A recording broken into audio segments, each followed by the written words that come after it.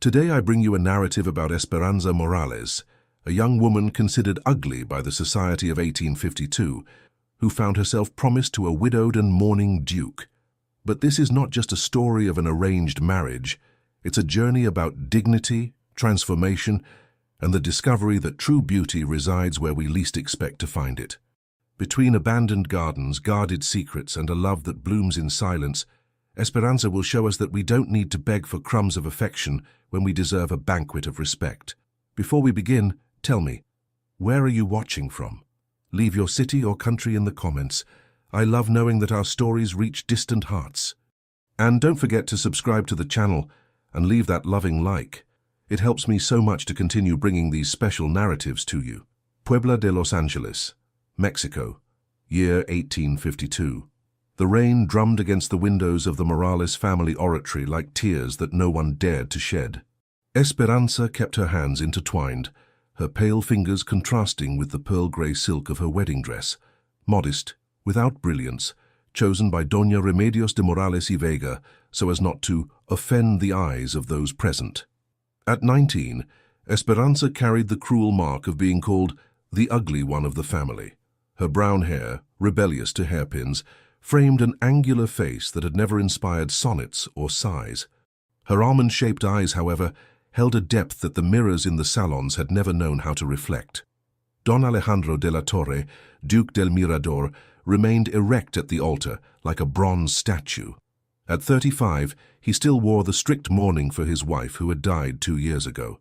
His blue-grey eyes did not rest on Esperanza.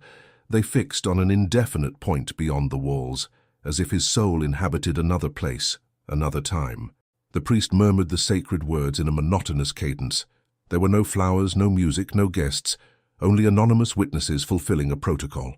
The marriage had been arranged by Doña Remedios, who saw in the union a providential way to get rid of her charmless niece. "Do you take as husband?" Esperanza's voice sounded clear in the silence, surprising herself. There was no tremor, no hesitation. If destiny delivered her to a man who saw her as a burden, she would at least preserve her dignity. Alejandro repeated the vows with the same indifference with which he would sign a commercial contract. When their hands touched for the exchange of rings, Esperanza felt the coldness of fingers that seemed never to have known human warmth. The ceremony ended without a kiss, without embraces, without tears of joy. Doña Remedios lightly kissed her niece's forehead, whispering, "May God make you useful to this house, since nature denied you other gifts." Esperanza did not respond. Her eyes met one last time the image of the Virgin of Guadalupe on the altar, as if seeking a blessing that human words could not offer. Outside, the rain continued its melancholic dance, washing the ancient stones of Puebla, as if trying to purify the world of its small cruelties. What secrets awaited Esperanza in the shadowy hacienda of her new husband? The carriage swayed along the red earth paths that serpentined between agaves and prickly pears, heading toward the valley where Hacienda El Mirador rose. 3 hours of travel in absolute silence. Alejandro read documents. Esperanza contemplated the landscape that became increasingly desolate. When El Mirador emerged between cypresses and mist, Esperanza felt a tightness in her chest. The grey stone mansion rose like a sleeping giant, with its elongated windows that seemed like half-closed eyes. Octagonal towers crowned the corners of the construction, and a central courtyard hid behind shadowy arcades. "Your new home," said Alejandro, breaking the silence for the first time. His voice sounded as distant as the echo in the empty corridors she would soon know. The carriage stopped before the main gate, adorned with the De la Torre coat of arms, an ivory tower on a blue field, surrounded by wheat spikes. Esperanza descended alone. Alejandro was already walking toward the stables, as if her presence were a minor detail to be resolved by the servants. Soledad, the housekeeper, emerged from the shadows of the main atrium. She was a middle-aged woman, thin as a dry branch, with graying hair pulled into a severe bun. Her small, penetrating eyes examined Esperanza from head to toe in an evaluation that clearly resulted in disappointment. "Welcome to the hacienda, señora," she said with a protocolar reverence. "Don Alejandro has determined that you occupy the south wing. Your quarters have been prepared according to instructions." Esperanza followed Soledad through endless corridors, decorated with faded tapestries and portraits of ancestors, with severe gazes. Her steps echoed on the cold marble, creating a symphony of solitude that would seem eternal. "Meals are served at 8, noon, and 7 in the evening," continued Soledad without looking back. "The children take their meals separately, with the governess. Don Alejandro rarely joins family meals." Children. Esperanza knew that Alejandro had a son from his first marriage, but she hadn't imagined she would be kept away from him as well. The quarters destined for her were situated in a lateral tower, far from the main bedrooms. The room was austere but dignifiedly furnished, a dark wood bed, a writing desk by the window, an old wardrobe, and a small oratory. The window overlooked gardens that must have once been magnificent, but now were lost among weeds and wild rose bushes. "The late Duchess loved these gardens," murmured Soledad, following Esperanza's gaze. "No one touches them since then." Don Alejandro so ordered. Esperanza nodded in silence. On the main wall of the room she noticed a lighter rectangle on the wallpaper. There had been a painting that was removed. She didn't ask about this. Some questions carry answers we prefer to discover alone. When Soledad withdrew, Esperanza was alone with the weight of her new reality. Through the window, the afternoon shadows began to lengthen over the abandoned gardens, and she wondered if she too would become another forgotten relic in that house of memories. What had happened to the first Duchess, and why did her memory seem to govern El Mirador even after death? The first days at El Mirador passed in a routine of meticulously organized solitude. Esperanza took her meals alone in the small sitting room, adjacent to her quarters, served by silent maids who lowered their eyes when she tried to start any conversation. In the mornings, she walked through the corridors of the south wing, discovering empty rooms covered with white sheets, like ghosts of a social life that had once existed. In the afternoons, she sat by the window with her embroidery, observing the gardens that seemed to whisper stories of happier times. It was on one of those afternoons, when the setting sun had tinted the walls pale gold, that she saw him for the first time. A boy of about 12 was peeking through the crack of the half-open door. He had his father's dark, wavy hair, but his eyes possessed a melancholy that seemed too old for his age. When he realized he had been discovered, he quickly retreated. "Wait," said Esperanza softly, without getting up from the armchair. "You don't need to hide." The boy hesitated on the threshold, like a deer ready to flee at the slightest sudden movement. "You must be Diego," she continued, keeping her voice low and calm. "I am Esperanza." "I know who you are," he replied, finally entering the room. "Your papa's new wife." There was a wounded formality in those words, as if the boy had already learned that people entered and left his life without warning. "And you? How have you been spending these days?" asked Esperanza, setting her embroidery in her lap. Diego shrugged, slowly approaching the window. "Soledad says I shouldn't bother you, that you have your own concerns." "Soledad is wrong," said Esperanza, surprising herself with the firmness of her own voice. "You don't bother me at all." The boy observed her with curiosity, as if trying to decipher an enigma. "Papa said you're not like the other one." "The other one?" "Mama." She was very beautiful. She had dresses with stones that sparkled like stars. Esperanza felt a familiar pang in her chest, the pain of being constantly compared and always losing. But there was something in the way Diego observed her, without the cruel judgment of adults that calmed her. "And what do you like, Diego? Do you have any hobby or favorite game?" The boy's eyes lit up slightly. "I like animals. I have a lamb that I saved when it was born an orphan. Papa let me raise it. I would like to meet him someday." "Really?" The surprise in his voice broke Esperanza's heart, as if the idea that someone would be interested in his passions were completely new. They talked until the shadows took over the room. Diego told her about his lessons with the tutor, about the books he liked to read, about the secret places of the hacienda where he used to hide when loneliness weighed too much. When he said goodbye, Diego stopped at the door and turned. "Esperanza, may I come back tomorrow?" "Whenever you want," she replied, and for the first time since her arrival at El Mirador, her smile was genuine. That night, Esperanza lay down with a new sensation in her chest. Perhaps she wasn't loved in this house, but she could be useful. She could be important to someone who also knew the weight of solitude. But how would Don Alejandro react upon discovering the growing closeness between his new wife and his son? The first spring rain came on a March morning, bringing with it the perfume of awakened earth. Esperanza, who had developed the habit of walking through the gardens at dawn, stopped before what had once been a rose garden. The rose bushes, abandoned for years, had become wild. Some still struggled to bloom among the uncontrolled thorns, producing small and disheveled roses that no one cut to adorn the house vases.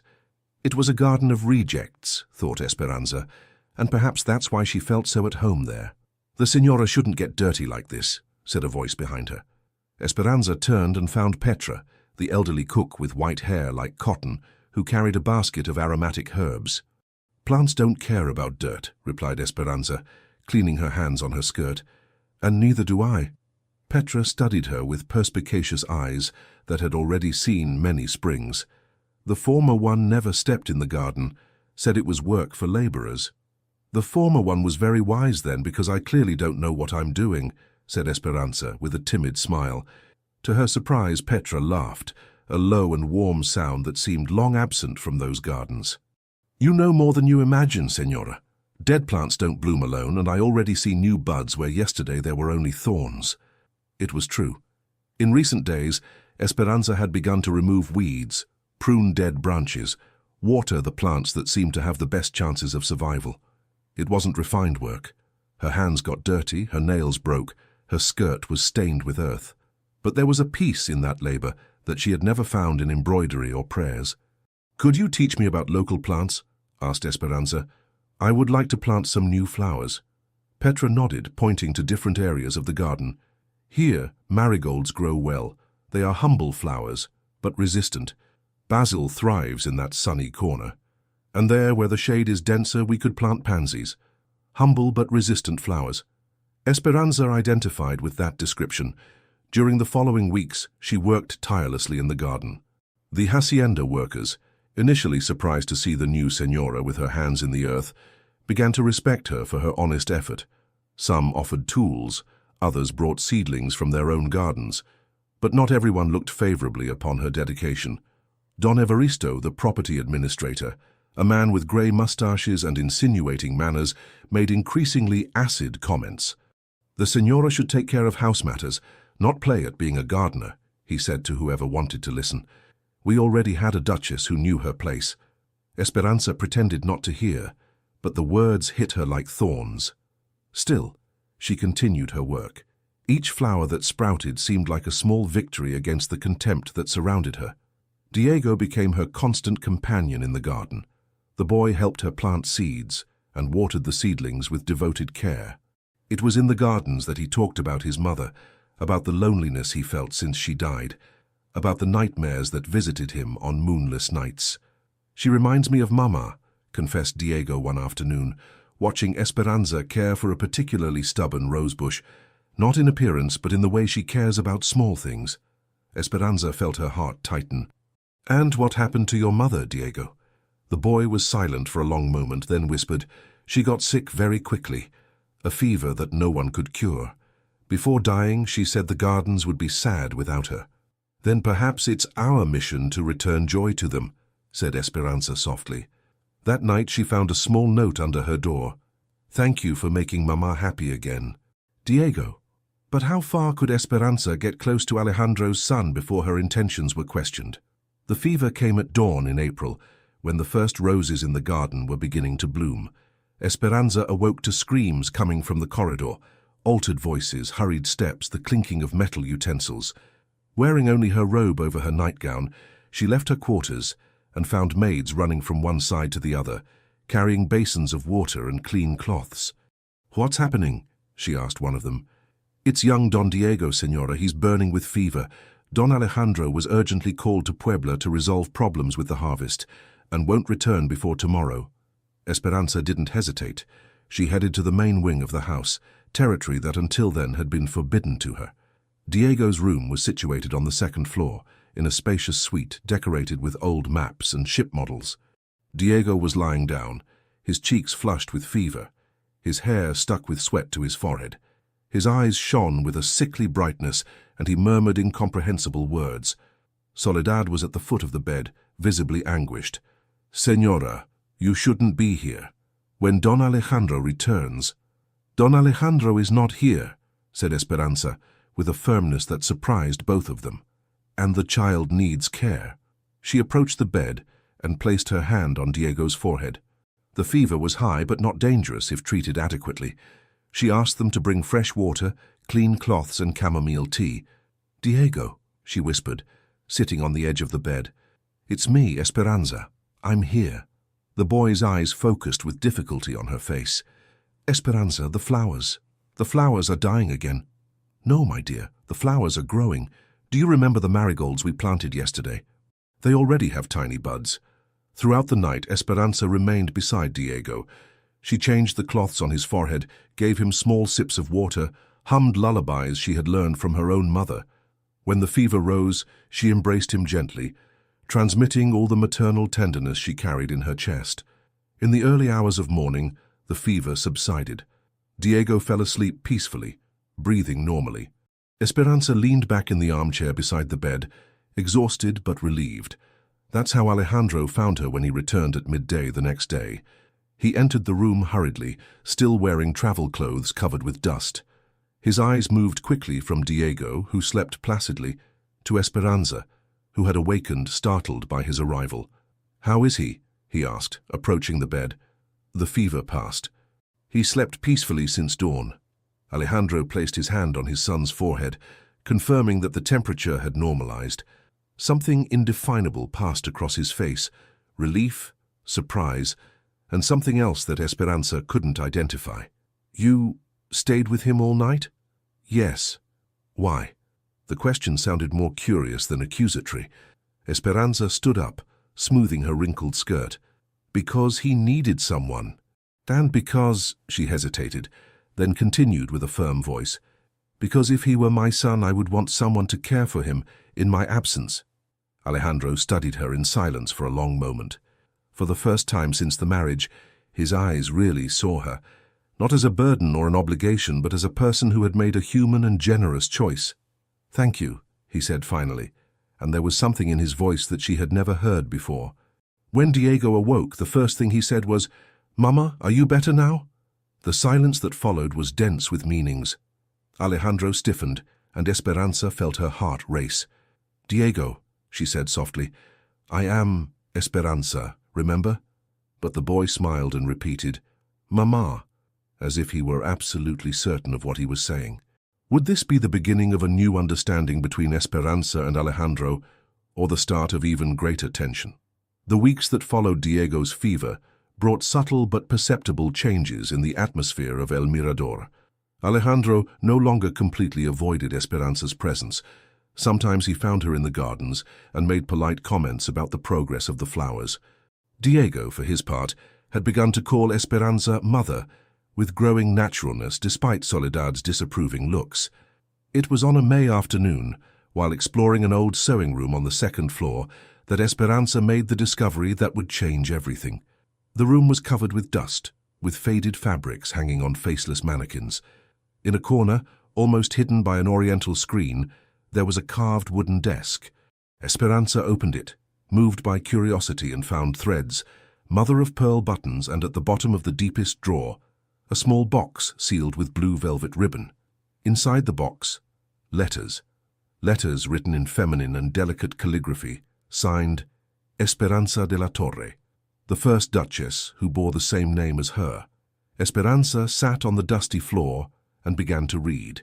The first letters were cheerful, full of plans to reform the gardens, detailed descriptions of the parties she intended to give, of the dresses she would have made in Mexico City. There was a contagious vitality in those words, a joy of living that leaped from the yellowed paper. But as the dates advanced, the tone changed. The letters became more introspective, more melancholic. The Duchess wrote about loneliness, about the difficulty of adapting to country life after the bustle of the capital, about the growing distance between her and Alejandro.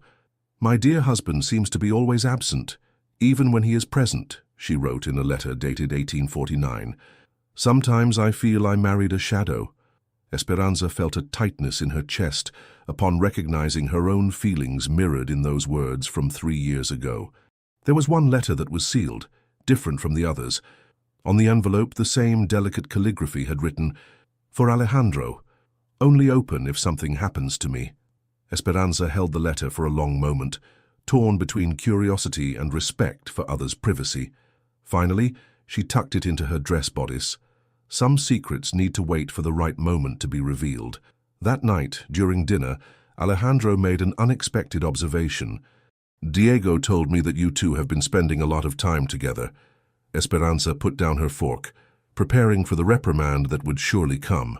If that bothers you— It doesn't bother me, he interrupted. I don't want him to create incorrect expectations. What kind of expectations? Alejandro hesitated, as if the words were difficult to form. He calls you mother. This might confuse him about the nature of our marriage. And what is the nature of our marriage, Alejandro? The question hung in the air between them like smoke from an extinguished candle. Alejandro observed her for a long moment before responding. An arrangement of convenience, nothing more. I understand, said Esperanza, returning to eat as if the words hadn't hit their target. Then Diego must learn that he shouldn't expect affection where there is only convenience. Esperanza, you don't need to explain. I would just like you to be clear with me about the limits I should respect, so that I don't create incorrect expectations either. Alejandro remained silent for the rest of the meal, but Esperanza noticed that he observed her differently, as if trying to solve an enigma that she represented. Later, alone in her quarters, Esperanza took the sealed letter from her bodice and examined it again. In the weak candlelight, she could see that the seal had been broken and then resealed with new wax. Someone had already read this letter. What secrets about the death of the first Duchess would be hidden in that sealed correspondence? The month of June brought with it an unexpected visit that made the entire Hacienda El Mirador move in a nervous dance of preparations. Doña Remedios de Morales y Vega had decided to personally verify how her niece was adapting to matrimonial responsibilities. Esperanza received the news with the same enthusiasm she would feel upon being informed of a hailstorm. She knew her aunt well enough to know that the visit was not motivated by family affection, but by malicious curiosity. Doña Remedios arrived in a golden carriage pulled by 4 white horses, accompanied by 3 maids and enough luggage for a stay of several weeks.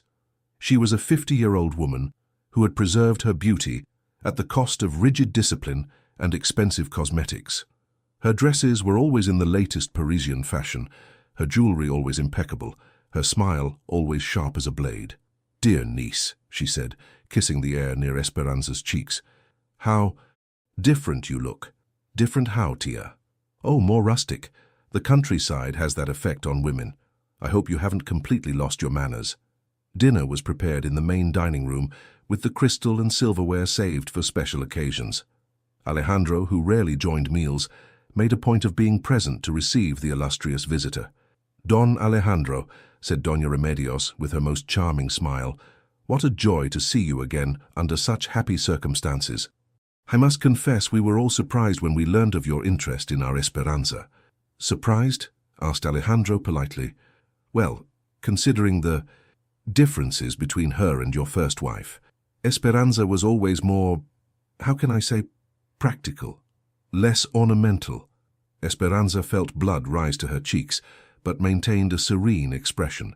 She knew Doña Remedios's tactics and wouldn't give her the satisfaction of seeing her react. "The first Duchess was indeed an extraordinary creature," continued Doña Remedios, savoring each word as if it were expensive wine. "So beautiful, so refined. I imagine how difficult it must be for Esperanza to occupy the place of someone so unforgettable." "My current wife has her own qualities," said Alejandro, in a response that sounded more protocolar than defensive. "Oh, certainly. Esperanza was always very dedicated. I remember how she cared for the plants in our house's garden, such an appropriate activity for her."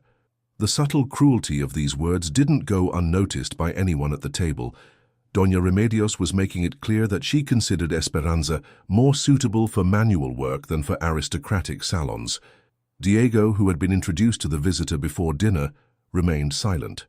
But Esperanza noticed how he observed her with curiosity, as if trying to understand why that lady spoke about his mother with such falseness. "And how is the adaptation to married life, dear?" asked Doña Remedios directly to Esperanza. "I imagine it must be challenging. managing such a large house with so many social responsibilities.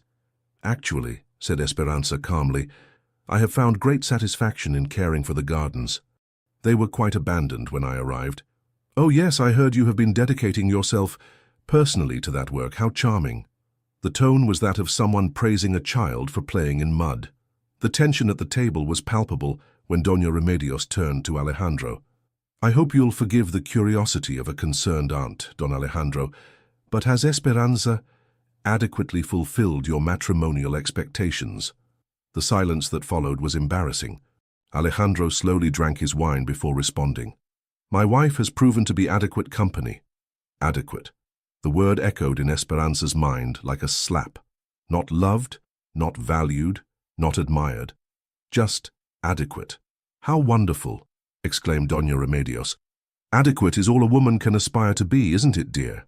Esperanza met her aunt's eyes, and for the first time in her life, didn't lower her gaze. I believe, Tia, that a woman can aspire to be much more than adequate. She can aspire to be respected. The silence that followed was icy. Doña Remedios smiled, but there was poison in that smile.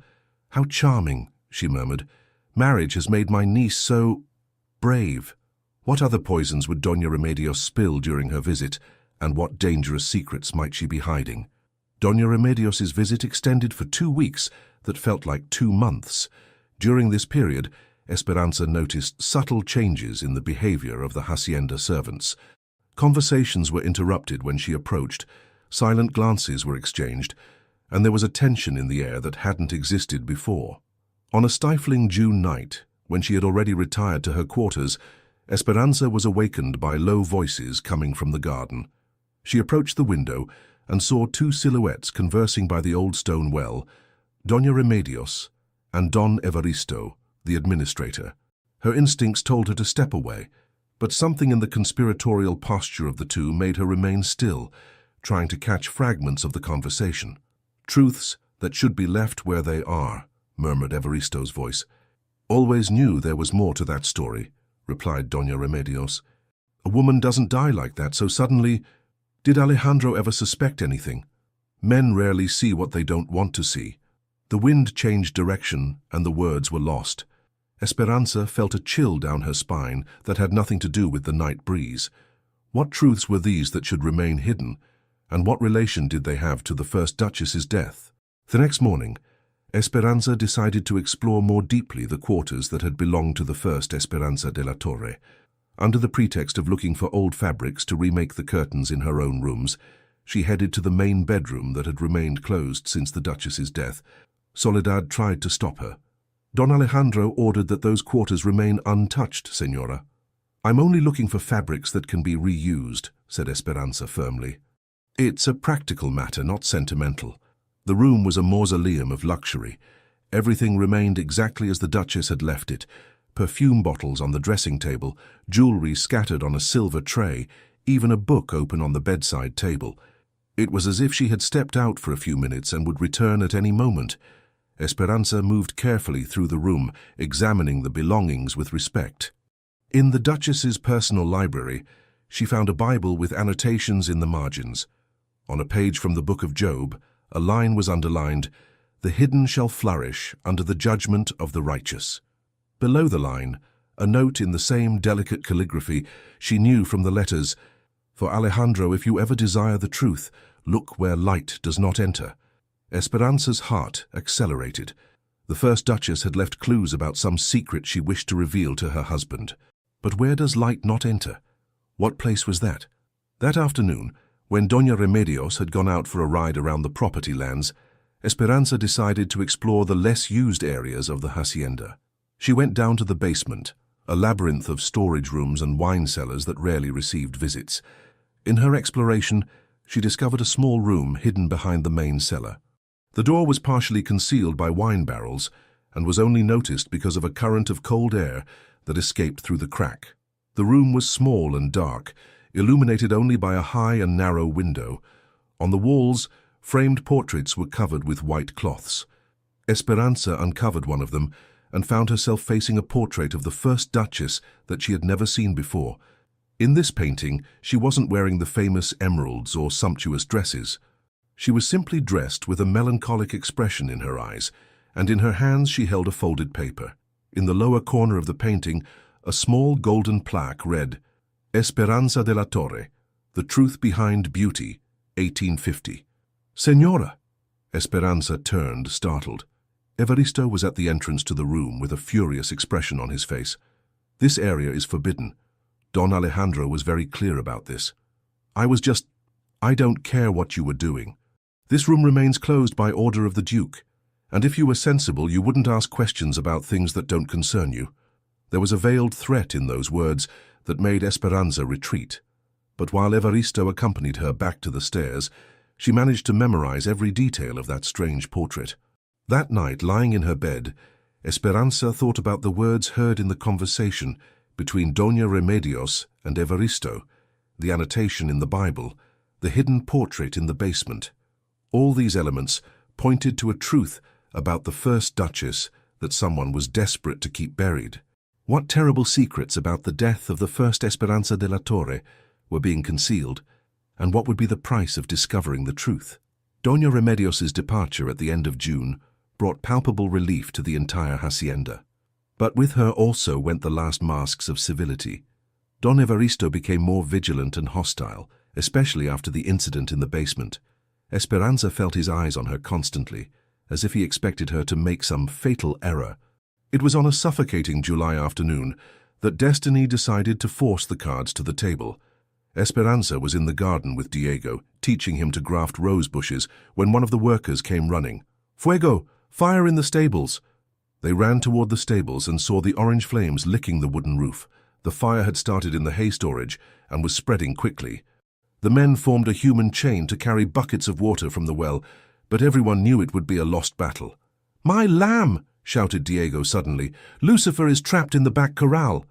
Before Esperanza could stop him, the boy ran toward the burning stable. Without hesitation, she followed him.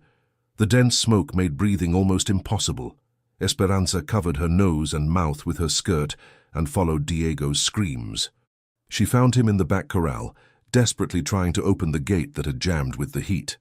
"Diego, get out of here!" she shouted, but the boy refused to abandon the animal. A burning beam crashed a few meters from them. Esperanza managed to open the gate, freed the lamb and pushed Diego toward the exit. But on the way, another beam fell, blocking the main passage. "This way!" she shouted, guiding Diego toward a side window. She helped the boy through first, then tried to follow him.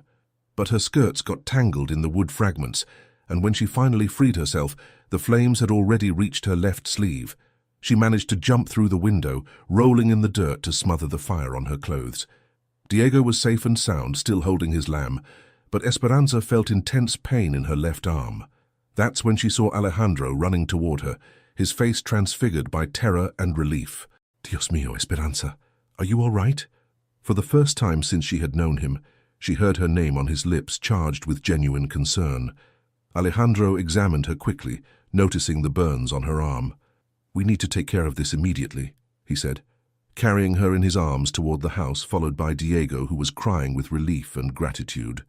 In the days that followed, while Esperanza recovered from the burns, something fundamental changed between her and Alejandro. He personally cared for her bandages, brought her meals, sat beside her bed to read aloud. "Why did you do it?" he asked one of those quiet afternoons. "Why did you risk your life for Diego?" Esperanza observed him for a long moment before responding. "Because he is your son, and because I love him." "You love him?" "As if he were my own son. So I know this bothers you. I know it wasn't part of the arrangement, but I can't help it." Alejandro remained silent, looking through the window at the gardens she had transformed. "My first wife never showed particular affection for Diego," he said finally. "She fulfilled her stepmother duties but always maintained an educated distance." "And that pleased you?" "I thought it did. I thought it was simpler that way, cleaner, less complicated." "And now?" Alejandro turned to her, and for the first time Esperanza saw genuine vulnerability in his eyes. "Now I realize I spent my whole life confusing simplicity with coldness, and that perhaps I've been unfair to you from the beginning." "How so?" "You came to this house expecting to find at least basic respect, and I offered you only tolerance." You cared for my son as if he were yours, revitalized gardens I had abandoned to death, brought life where I had only left mourning, and I treated you as if you were a burden to be endured." Esperanza felt tears burning in her eyes. "Alejandro, I don't know if it's possible to mend what I broke," he continued. "I don't know if I can learn to be a real husband after having been only a puppet of social conveniences, but I would like to try, if you would allow me." For the first time in her life, Esperanza felt that someone really saw her, not as an inferior alternative to another person, not as a solution to a problem, but as she really was. "I would like that," she whispered. "But would this transformation be lasting? Or would there still be secrets from the past that could destroy this fragile hope of happiness?"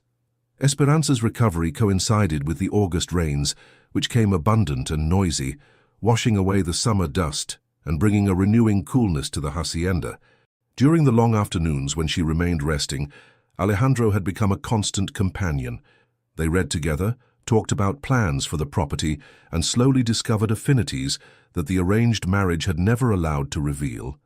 It was on one of those afternoons, when the rain drummed gently on the windows, that Esperanza made the decision that would change everything. "Alejandro," she said, interrupting the reading he was doing aloud, "there's something I need to show you." She got up from the armchair and went to her dresser, from which she took the sealed letter she had found months before among the first Duchess's belongings. "What is this?" he asked, immediately recognizing his dead wife's handwriting. "I found it among her things. It's addressed to you with instructions to be opened only if something happened to her." Alejandro took the letter with slightly trembling hands. He examined the seal that had been broken and remade, then looked at Esperanza with a question in his eyes. "Did you read it?" "No, but I believe someone did." With slow and deliberate movements, Alejandro opened the envelope and unfolded the pages covered with the familiar handwriting. As he read, his expression transformed, first surprise, then incredulity, finally a cold fury that Esperanza had never seen in his eyes. "Dear God," he murmured, sinking into the armchair. "What does it say?" Alejandro looked at her for a long moment, as if debating with himself about how much to reveal. Finally, he began to read aloud. "My dear Alejandro, if you are reading this letter, my worst fears have been confirmed. I discovered something terrible about Don Evaristo that needs to be revealed. For months he has been embezzling funds from the hacienda, falsifying the accounting books, and secretly selling parts of our harvests at prices much lower than those recorded. When I confronted him, he threatened me, said that accidents happen to women who are too curious." Alejandro paused, his voice choked with emotion. "I'm afraid, Alejandro, Evaristo has allies I cannot identify, and I feel I'm being watched constantly. If something happens to me, please examine the books from the last year. You'll find the proof in the secret safe behind the portrait of San Isidro in the office. The secret is Diego's birth date. Forgive me for not telling you before. I wanted to be sure of the accusations before destroying a man with suspicions." The letter continued with expressions of love and requests for forgiveness for the suspicion and fear that had dominated her last months of life. When Alejandro finished reading, a dense silence settled in the room. The rain continued its melancholic music on the windows, but now it sounded like a requiem. "She knew," said Alejandro finally. "She knew and died before she could tell me. The fever that killed her, it wasn't natural fever. It couldn't have been." Esperanza felt a chill down her spine. "What will you do?" Alejandro stood up abruptly, the letter still in his hands. "I'm going to confront Evaristo, and I'm going to examine those books. Alejandro, wait. If she was right about him being dangerous, then it's time to end this once and for all." That night, Alejandro went down to the office and found the secret safe exactly where the letter indicated. The documents stored there confirmed every accusation. There were falsified records, receipts from secret sales, correspondence with buyers who offered below-market prices in exchange for discretion. Evaristo had stolen a fortune from the Della Torre family over 3 years. The next morning, Alejandro summoned the administrator for a meeting in the office. Esperanza, at her husband's request, waited in an adjacent room where she could hear the conversation. "Don Evaristo," said Alejandro with an icy voice, placing the documents on the table, "I believe you have some explanations to give." The silence that followed was dense with tension. Then Evaristo's voice, initially trying to sound indignant. "I don't know what you're talking about, Don Alejandro. I'm talking about 3 years of systematic theft. I'm talking about falsified books and secret sales. And I'm talking about my wife's death. Your wife died of fever. My wife died because she discovered your crimes and you killed her to silence her." What followed was a complete confession, extracted more by fear than by conscience. Evaristo admitted the embezzlement, the falsifications, even the gradual poisoning of the first Duchess with small doses of arsenic mixed into the medicine she took for headaches. "There was no choice," he finally screamed. "She was going to destroy everything. She was going to expose me." Alejandro immediately expelled him from the property, keeping the confessions and evidence to turn over to the authorities in Puebla. When Esperanza and Alejandro were alone, he collapsed in a chair, the weight of guilt and regret crushing his shoulders. 3 years, he murmured. 3 years she lived in fear, and I didn't even notice. Esperanza approached and placed her hand on his shoulder. "You didn't know." "I should have known. I should have paid attention. I should have been a better husband to her, as I'm trying to be for you. The past cannot be changed, Alejandro. But the future is still in our hands." Would it be possible for Alejandro to forgive himself and build a new life on the ruins of past guilts? 3 days after the revelation about Evaristo, Alejandro disappeared. Esperanza woke one September morning and discovered he had left before dawn, taking only his horse and some provisions. He had left a brief note. "I need time to think. I'll be back soon. A." Diego was inconsolable. "Papa won't come back, will he?" "Like Mama, he's also going away forever." Esperanza hugged the boy, trying to transmit a confidence she herself didn't feel. "He'll return. Sometimes adults need time alone to organize their thoughts." But days passed, then weeks, without news from Alejandro. Esperanza took over the administration of the hacienda, with help from Petra and the oldest workers, but the nights were long and full of uncertainties.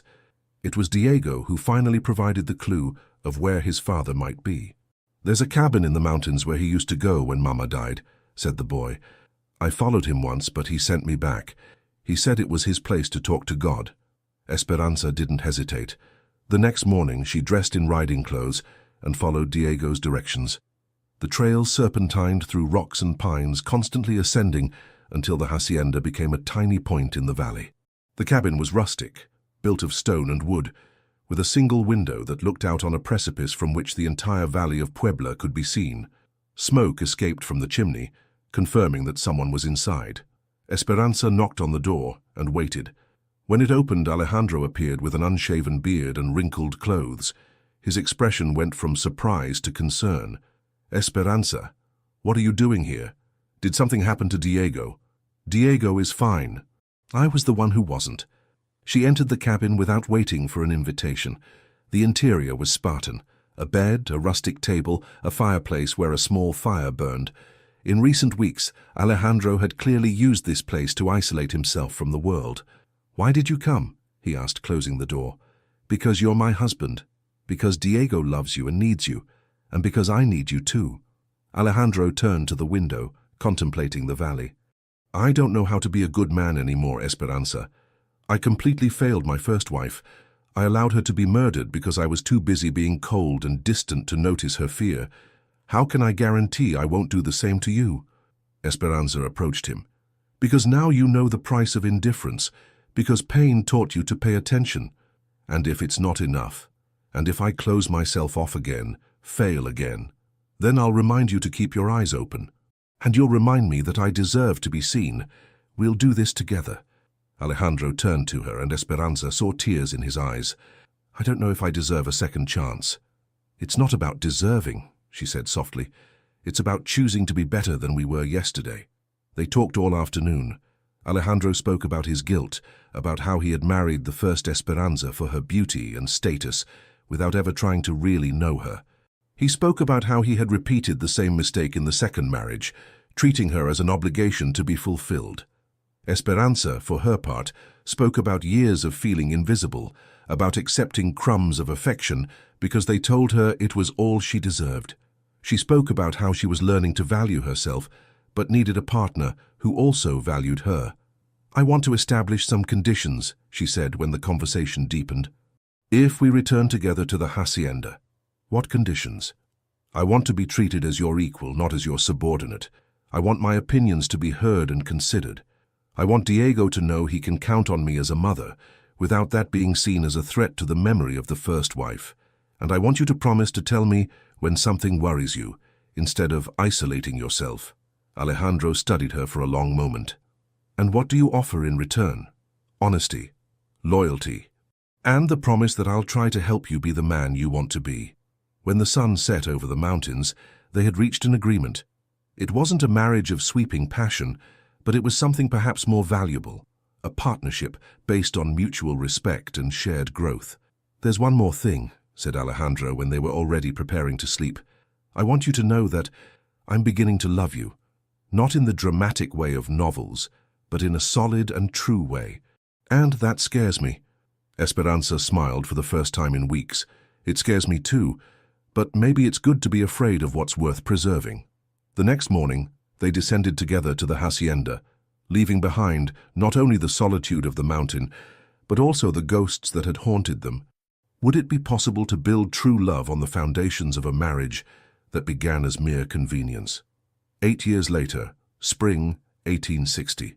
The morning sun danced between the jacaranda leaves when Esperanza walked through what was now known throughout the region as the Garden of Those Who Were Not Beautiful. What had begun as a personal recovery project had transformed into something much larger, a symbol of dignity for women who, like her, had been rejected by conventional standards of beauty.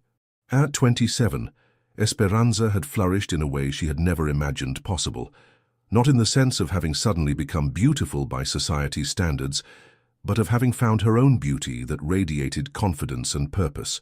Her hair, now always tied with colorful ribbons, framed a face that had learned to smile genuinely.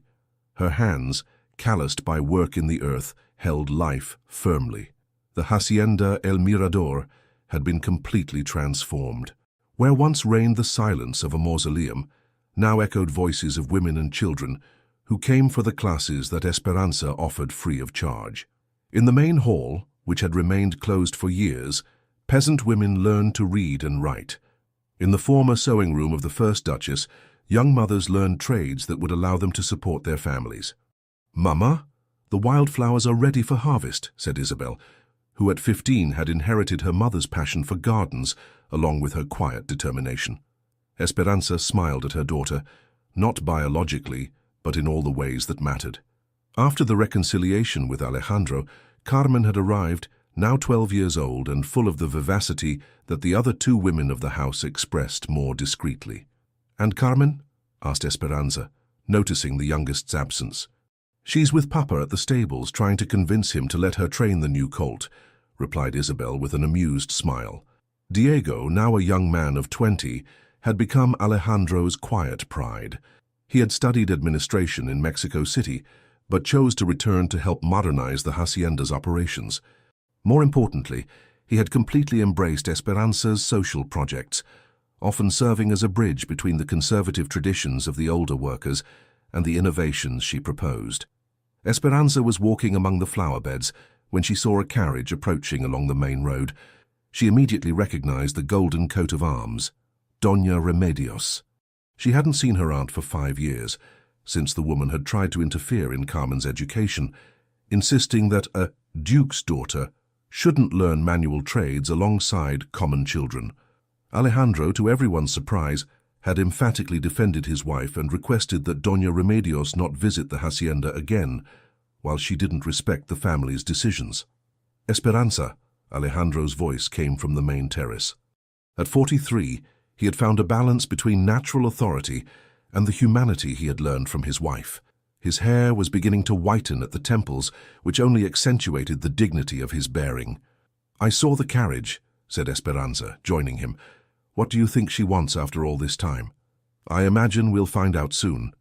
Doña Remedios descended from the carriage with the same elegance as always, but Esperanza noticed that the years had taken their toll. Her aunt was thinner, harder, and there was something desperate in her studied, gracious gestures. "Esperanza, dear," she said, kissing the air near her niece's cheeks. How Prosperous you look." The word sounded as if it left a bitter taste in her mouth. "Tia," replied Esperanza politely, "what a surprise to see you here." "Well, I ended up returning from Mexico, permanently. Things changed a lot there, and I thought perhaps it was time to reconnect with family." Alejandro greeted the visitor with cold courtesy. "Doña Remedios, I hope your journey was peaceful." During lunch, served on the terrace overlooking the flowering gardens, the tension was palpable. Doña Remedios tried to keep the conversation on superficial topics, but her observations revealed a woman who had lost much of her social influence. "I see you still maintain your gardening activities," she said, observing a group of women working in the distant flower beds. "I don't just maintain them," replied Esperanza calmly. "I've expanded them. Now we have an education program that serves more than 50 families in the region." "How charitable," said Doña Remedios, with the same tone she would use to comment on someone feeding stray cats.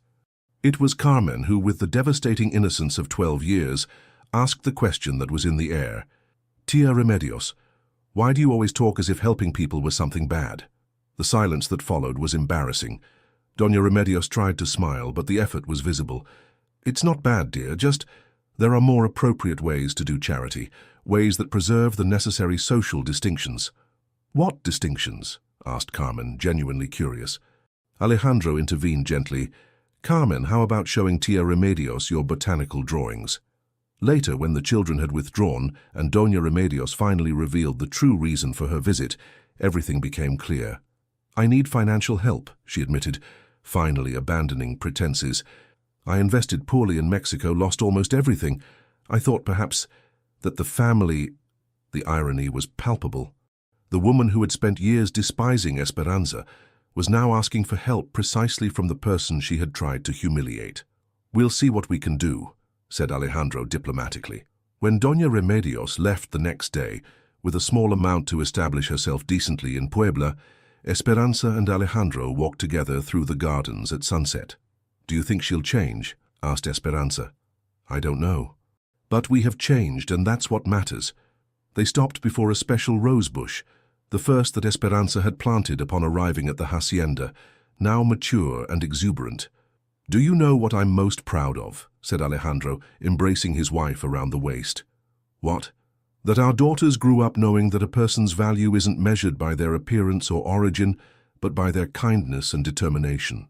That's a legacy no fortune can buy." Esperanza smiled, watching Isabel and Carmen playing with the other children on the lawn. The Garden of the Rejected had become a place where beauty was redefined daily. What future awaited this family that had learned to flourish where others saw only barren land? Spring 1861. The letter arrived on a March morning that promised to be like any other. Esperanza was in the office, reviewing monthly reports from the education program, when Soledad entered carrying the official correspondence. "A letter from the governor of Puebla, Señora," said the housekeeper, who had gradually become an ally after witnessing the positive transformations at the hacienda. Esperanza opened the envelope with curiosity and read the contents twice before she could fully understand what was written.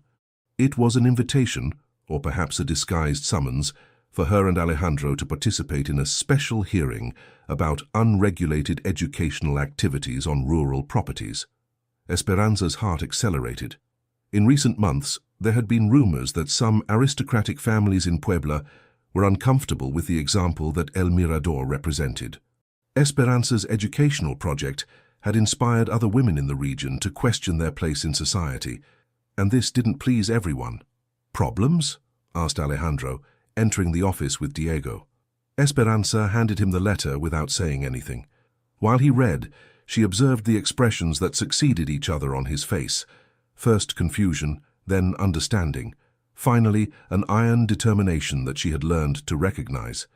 "They want to intimidate us," he said simply. "Papa, what is it about?" asked Diego, taking the letter from his father's hands. "Some powerful men in Puebla believe your mother is being a bad influence," explained Alejandro with bitter irony. "Teaching women to read and think for themselves, imagine that." "And what will we do?" asked Esperanza. "We'll go to this hearing," said Alejandro firmly, "and we'll defend our rights and our principles." The trip to Puebla was tense. Esperanza wore her best dress, a simple but elegant navy blue silk model that enhanced her natural dignity. Alejandro wore his dress uniform, reminding everyone that his family had enough history and tradition to face any challenge. The hearing was held in the government palace, in an imposing room where local authorities and some influential landowners waited. Esperanza recognized some faces. Don Sebastián Herrera, a landowner known for his cruelty to workers; Doña Carlota Méndez, a rich widow who prided herself on maintaining the natural order of things; and, to her unpleasant surprise, Don Evaristo. The former administrator was visibly in financial difficulties. His clothes were of inferior quality, his face showed signs of excessive drinking, but his eyes shone with the hatred of someone who had lost everything. The governor, a middle-aged man with affectedly cordial manners, opened the session. Don Alejandro, Doña Esperanza, thank you for answering our invitation. We're here to discuss certain concerns about the activities being carried out on your property. What concerns exactly? Asked Alejandro with controlled voice. Don Sebastián stood up. The concerns of respectable citizens who see the social order being subverted by dangerous experiments. Peasant women being taught to read, children of different social classes mixed as if they were equals, revolutionary ideas being planted in simple minds. Revolutionary ideas like literacy? Asked Esperanza politely. Don't be ironic, Señora, intervened Doña Carlota. We know very well that your activities go beyond simple education. You're teaching women to question their husbands, to challenge established authority. I'm teaching women to read and learn trades that allow them to support their families, corrected Esperanza. If this results in questioning, perhaps the problem is in what's being questioned, not in who questions. It was then that Evaristo stood up, swaying slightly. Gentlemen, I knew this woman intimately. I know what kind of person she really is. Manipulative, ambitious, capable of anything to gain power. Alejandro also stood up, controlled fury radiating from him like heat. Careful with your words, Evaristo. Let's not forget that you were expelled from my property for theft and other serious accusations. Accusations that were never proven in court, shouted Evaristo. Because you fled before they could be formally presented, replied Alejandro coldly. The governor banged his gavel, trying to restore order. Gentlemen, ladies, let's maintain civility. Don Alejandro, Doña Esperanza, would you like to respond to the concerns raised? Esperanza stood up slowly. For a moment she felt the weight of all the gazes in the room, some hostile, others curious, a few sympathetic. She thought of all the women who had passed through her courses, of her daughters who were growing up knowing they could be anything they wanted to be, of Diego who had become a man who respected men and women equally. Gentlemen, she began with a clear and firm voice, I have been accused of subverting the social order. I accept this accusation with pride, if by social order you understand a system where half the population is kept in ignorance just for being born women. I have been accused of planting dangerous ideas, and I accept this too, if by dangerous ideas you understand the notion that every person deserves dignity and opportunity for growth. She paused, observing the tense faces before her.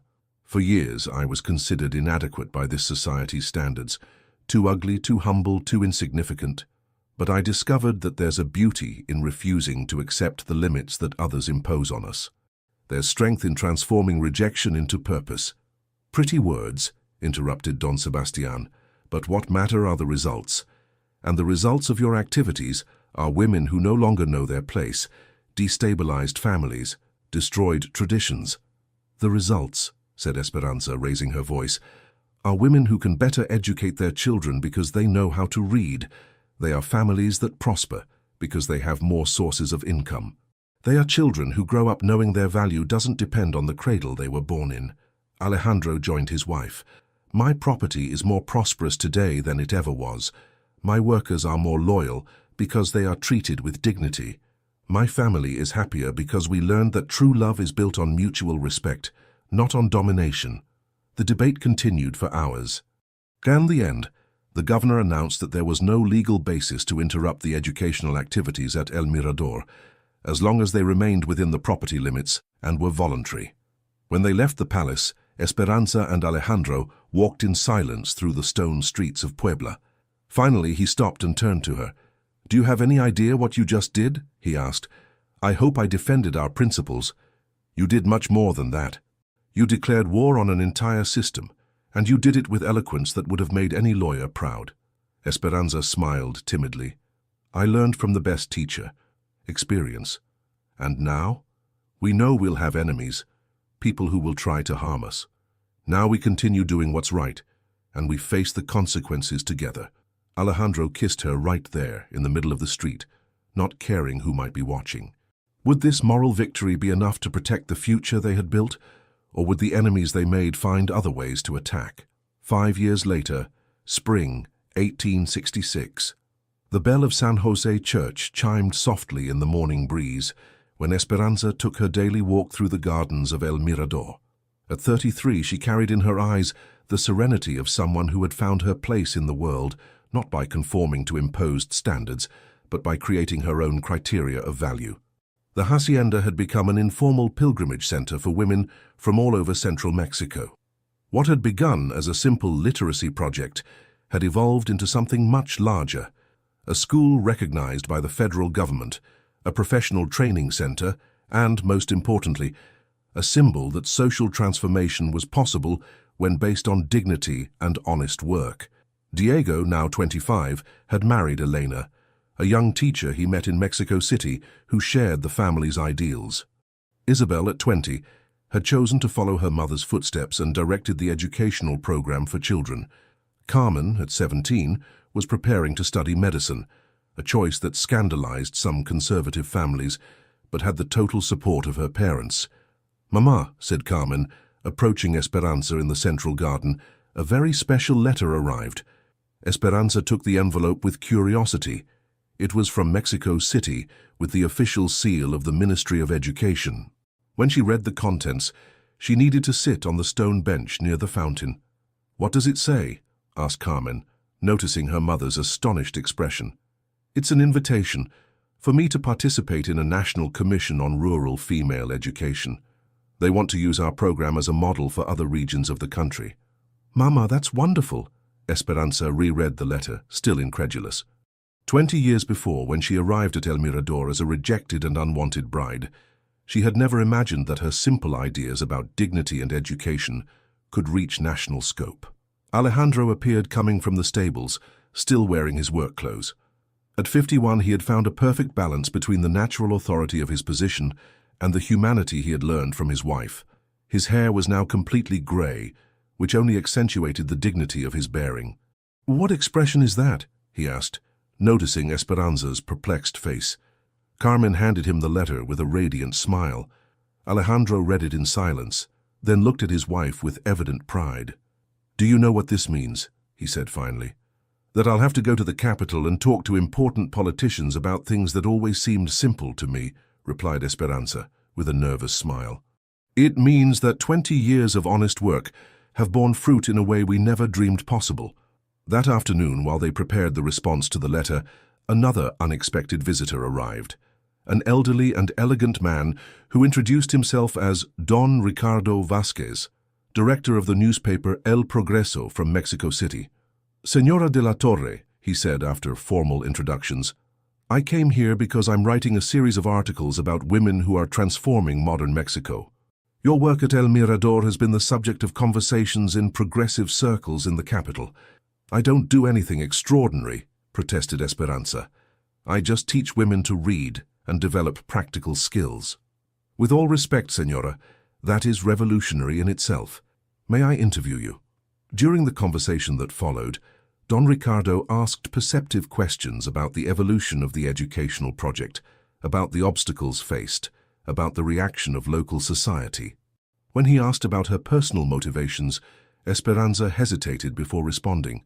"Throughout my youth, I was considered inadequate by society's standards of beauty and elegance. I learned there were two options: accept that evaluation and live as a shadow, or question who had established those standards and why. And which did you choose?" "I chose to create my own standards. I discovered there's a particular beauty in refusing to be diminished. There's elegance in working with one's own hands. There's value in caring for those who need it, even if that's not considered refined. And your relationship with your husband, how did it evolve?" Esperanza looked at Alejandro, who was listening to the interview from the other side of the terrace. "I learned that it's not necessary to be loved despite our imperfections, but because of our authenticity." And he learned that a marriage based on mutual respect is more lasting than one based only on attraction or convenience. When the interview ended and Don Ricardo left, promising to send a copy of the article when it was published, Esperanza and Alejandro walked together through the gardens at sunset. "Do you have any regrets?" he asked suddenly. "About what?" "About marrying me. About coming to a life you didn't choose." Esperanza stopped and turned to him. "My life began when I arrived here. Before that I only existed, trying to fit into molds that would never suit me. Here I learned I can create my own way of being." "And what will you tell the women who come seeking your advice? What's the main message?" Esperanza thought for a moment, observing the flowers she had planted with her own hands decades before and that now grew exuberantly. "I'll tell them they don't need to be beautiful to be loved, but they need to be authentic. They don't need to be perfect to be valuable, but they need to be brave. And that there's always someone who will try to convince us we're inadequate. Our mission is to prove they're wrong." 5 years later, when Don Ricardo's article was republished in anthologies about influential women of the 19th century, the phrase that became most cited was one that Esperanza had pronounced almost as a whisper. "I learned that true beauty isn't in being admired by crowds, but in being respected by those who really know us." And that genuine love doesn't ask to be begged. It simply recognizes our value and celebrates it. Esperanza Morales de la Torre never became a conventional beauty.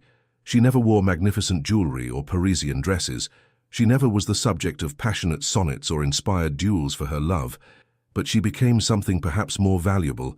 She became unforgettable. Her garden of the rejected continued to flourish long after her steps fell silent. Her students became teachers. Her ideas spread to other provinces. Her story inspired generations of women who refused to accept the limits imposed by societies that didn't know how to recognize their value. And when Diego, already elderly, told the story of his mother to his own grandchildren, he always ended the same way.